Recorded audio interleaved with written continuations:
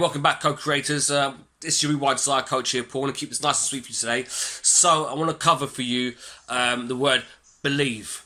Okay, so do you believe that you can have whatever it is that you're going to have, or you want to have, or you desire to have? If you do, then you need to believe it, and to believe it is to be and live it. Believe, be and live.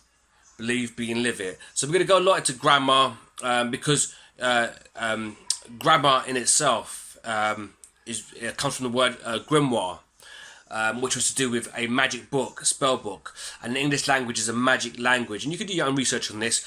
But for the time being, you know, we're just looking to achieve the life that you want to achieve and build the things you want to build. Remember to be and live it.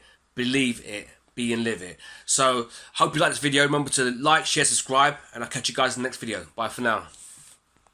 Remember to like, share, subscribe, and I'll catch you guys in the next video. Bye for now.